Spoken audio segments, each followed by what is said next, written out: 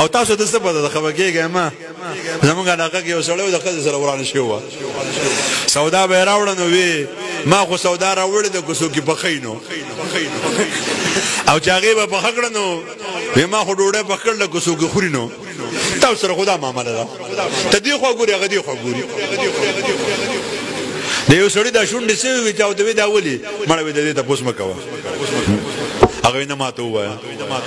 مړه بس پرېږده وی نه مړه ما ته ووایه مړه وی دا زما راز دی وی نه ما ته به یې وایي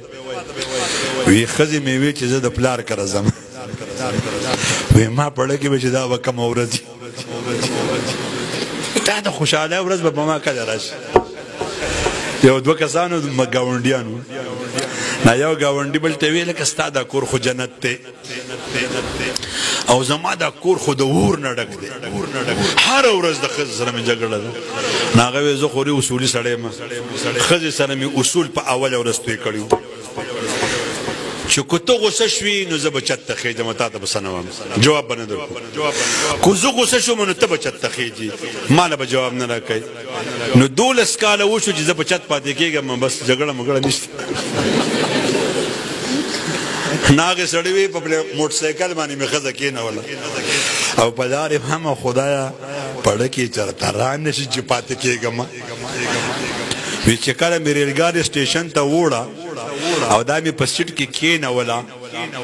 او دا ریلګاډی روان شو دغه وخت که پورې مې وړه پړه کې نه و نو چې دا ګاډي ارن بجاو کو نو ما وی چې څه شي ښکل کړمه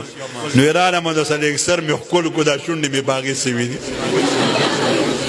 نن زمونږ دا ښځې دي او چې دا د ژبې ورسره دي خاوند ته بدې ردي خاوند ته سمه خبره نه ګاونډیانو ته سمه خبره نه او بیا چې خاوند چېرته راوځي د دوستانو ته وایي یاره ما نه چېرته دویمه ښځه وګورئ دو ښځه نه لیدلې خو وایي دویمه ځکه چې د اول خو راله پلار کړله پرېښودې غوږم نه نو دا ښځه بیا په هر دمګري پسې ګرځي یاره پیر صاحب و یاره شیخ صاحب و خاوند مې لیونی شوی دی دویمه ښځه کوي دویمه نه چې څلور په یو ځای وکړي هغو ښځه نه ده لیدلې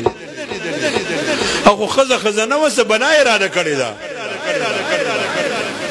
کور مې وران دی